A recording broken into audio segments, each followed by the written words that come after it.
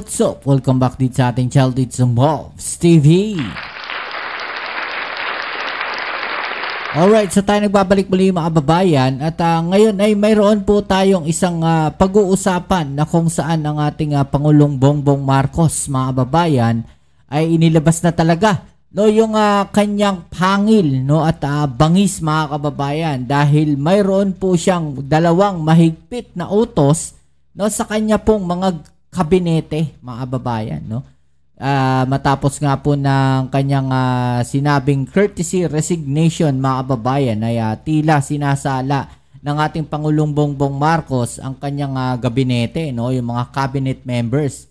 Okay, so yun po yung nakikita ko dito mga kababayan, taliwas o baligtad doon sa sinasabi ng mga DDS. Okay, so sinasabi kasi nila na ito daw po ay sign ng kahinaan ng ating Pangulong Bongbong Marcos. Pero ang nakikita ko po dito ay gumagawa ng strategy ang ating Pangulong Bongbong Marcos para makapag-silbi at makapag-execute ng mas magagandang mga proyekto at mas mapagsilbihan yung ating mga kababayan, diba? Alam nyo naman yung mga nasa kabilang parlor, wala namang ibang inisip yan, wala namang ibang sinabi kundi siraan lang ang ating Pangulong Bongbong Marcos. Sabi ko nga sa inyo, kahit anong gawin ng Pangulo natin, kahit mag-isip yan ng maganda para sa ating sambayan ng Pilipino, kahit gumawa yan ng magagandang mga proyekto, ang iisipin niyan palagi mga kababayan ay ang maghahanap sila ng butas na ikasisira ng ating Pangulong Bongbong Marcos. Walang gagawing maganda ang ating Pangulong Bongbong Marcos para sa kanila. Ang magaling lang sa kanila yung kanilang Ginodiyos. Okay? So bago natin umpisahan at alamin yung balita na yan mga kababayan, please don't forget to subscribe, like, share at comment dyan sa comment section. Maraming salamat po sa inyong suporta, dahil sa mga ilang araw lang ay naka 258,000 subscribers na tayo. Ilang araw lang nadagdagan tayo ng ilang libong subscribers mga kababayan, mga Kamobs TV. Maraming salamat sa inyo. Okay, so sa mga hindi pa po nakasubscribe, please don't forget to subscribe. At syempre, open po ang ating comment section. Mapa DDS kayo, mapa pro administration kayo. Dito wala kaming pinipili dito sa channel natin, Lahat welcome po dito. Kahit ano sabihin niyo diyan, welcome na welcome po 'yan. Okay. So alamin natin tong balita na to mga tol, mga kababayan. Uy, shoutouts pala. Maraming salamat sa lahat ng mga followers natin diyan, sa subscribers natin. Mula sa iba't ibang panig ng mundo, shoutouts po sa inyo. May nababasa ako dyan, nagko-comment. Minsan, alas 3 ng madaling araw, alas 4 madaling araw. Maraming salamat sa inyo. Okay, so eto na. Alamin natin yan mga kababayan, itong balita na to na ating panoorin. Okay, let's go. Intindihin natin maigi yung balita na to. Okay, tara, let's go. Ipresenta ni Pangulong Ferdinand R. Marcos Jr. ang dalawang batas na titiyak na magiging kapaki-pakinabang ang mga proyekto ng pamahalaan gaya ng modernisasyon ng Philippine Institute of Volcanology and Seismology o PBOX para sa mas epektibong pagtugon sa kalamidad. Yan, mga kababayan, para sa mas epektibo na pagtugon sa kalamidad. Alam naman natin, napakaraming bulkan sa Pilipinas at tayo nga po ay nasa Ring of Fire, kaya dapat din pinaghahandaan natin yung mga ganitong klaseng kalamidad, at paano tayo magiging responder, yung mas mapapabilis rin yung pagresponde ng ating mga DREMO, yung mga disaster risk natin mga kababayan. Mas maganda po yan, para at least kahit papano mabilis yung ating responde. At doon sa mga infrastruktura na proyekto ng ating Pangulong Bongbong Marcos, mukhang meron siyang matinding utos dito mga kababayan, Hardy Balbuenas sa report. Hamon ko sa gabinete at mga pinuno ng ahensya, siguruhin matatapos ang mga proyekto ng ayon sa schedule at sa budget.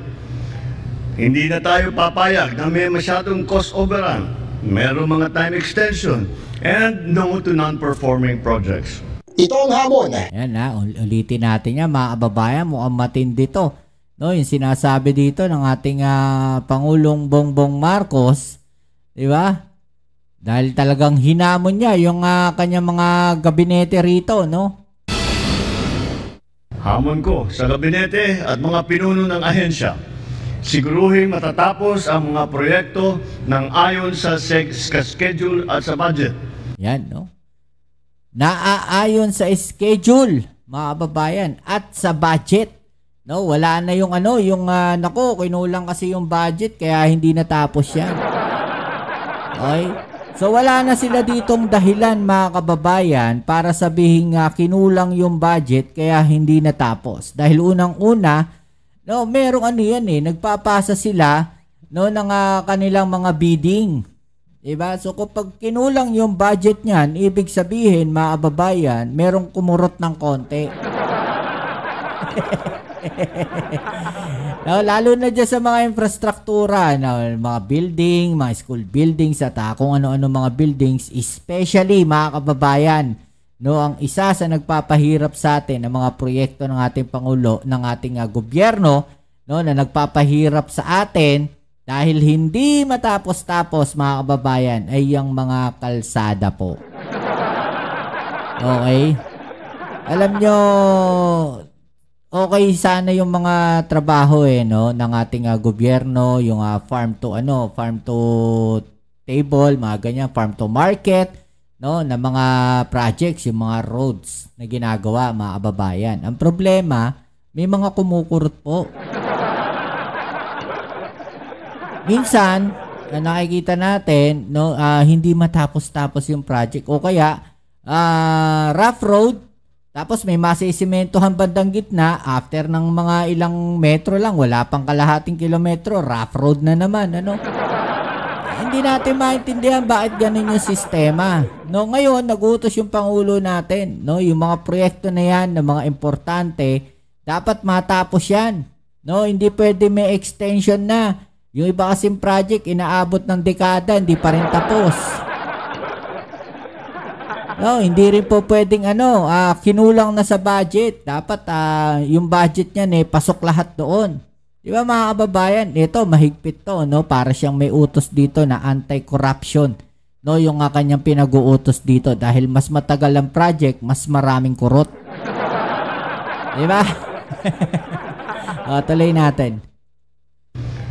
Hindi na tayo papayag na may masyadong cost overrun. Meron mga time extension and no to non-performing projects. No to non-performing projects mga kababayan, no. Ibig sabihin parang hindi napapakinabangan, no, yung mga projects like yung mga kalsadang hindi matapos, no. Ayaw na po ng Pangulo natin 'yan. Ito ang hamon ni Pangulong Ferdinand R. Marcos Jr. sa gabinete at mga pinuno ng iba't ibang ahensya kasabay ng presentasyon sa Malacanang ng dalawang bagong batas na nakatuon sa ekonomiya at disaster risk reduction. Unang iprinisinta ang Republic Act No. 12145 o ang Economy, Planning and Development Act na itong nagpalit sa pangalan ng National Economic and Development Authority sa Department of Economy, Planning and Development o DepDev. Ayon sa Pangulo, sa ilalim ng bagong batas ay palalakasin ang mandato ng DepDev upang matiyak na ang mga programa ay ipinatutupad ng gusto at may iwasan ang pag-aksaya ng panahon at pondo. Mas madali na ring matutukoy ang mga proyektong dapat palawakin, ayusin o dapat nang itigil. Yun na nga mga kababayan, di ba? Talagang dapat tutukan po yung mga proyekto na yan. Meron din kasi mga proyekto mga kababayan na kung saan inumpisahan lang tapos hindi naman matapos-tapos, di ba? So sayang yung pondo ng gobyerno doon. No, sayang din yung mga nakukurot nila ron. Imbis na papakinabangan natin sa ibang proyekto na mas kapaki-pakinabang mga kababayan, no, napupunta lang, no, sa pagkurot-kurot nila. Diba, maganda to, yung bagong utos na to ng Pangulong Bongbong Marcos, maiiwasan natin, no, yung mga corruption dito, lalong-lalo na sa mga infrastructure projects, di ba?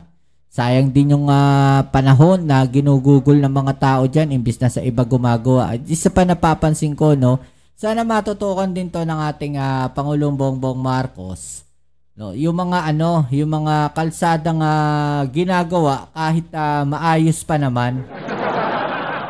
Ang sakit sa ulo eh.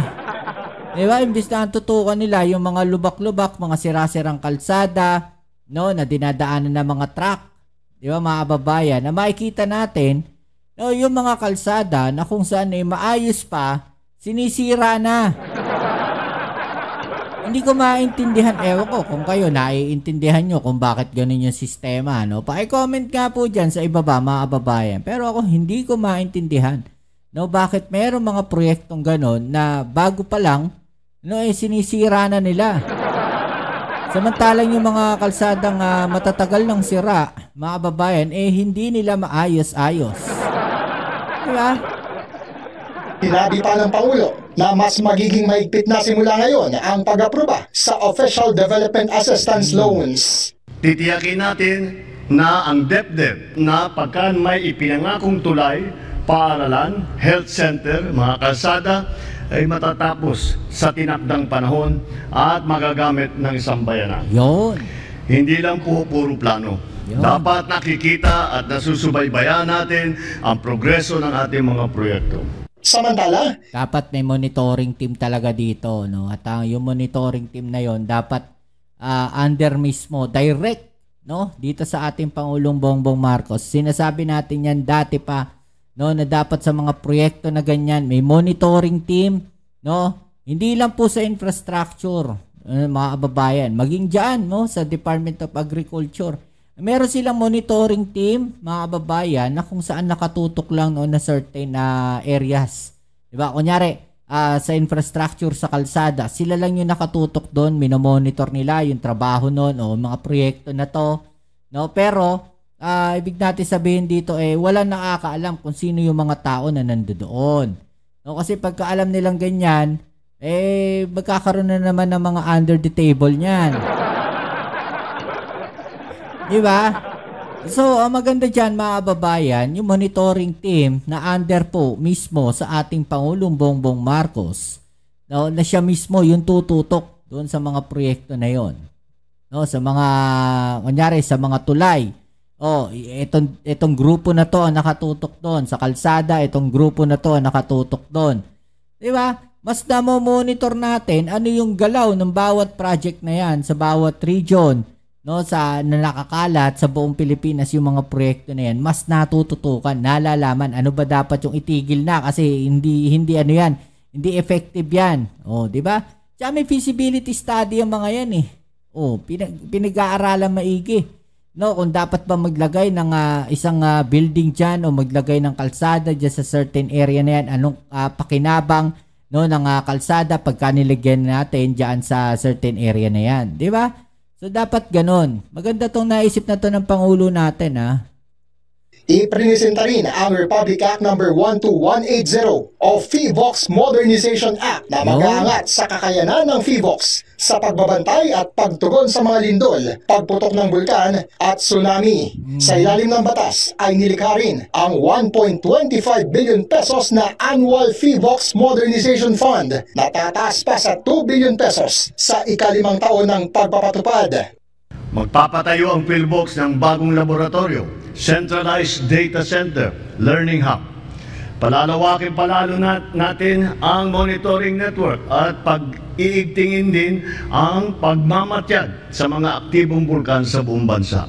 Hinamon din ng Pangulo ang FIVOX na panatilihin ang mataas na kalidad ng serbisyo, profesionalismo at pagmamahal sa bansa at sa kanilang mga kawani. Hinikayat din ito ang kabataan na palalimin pa ang kaalaman sa siyensya upang madagdagan ang mga volcanologists, scientists at eksperto ng bansa na maaaring magsilbi sa DOST o FIVOX sa hinaharap.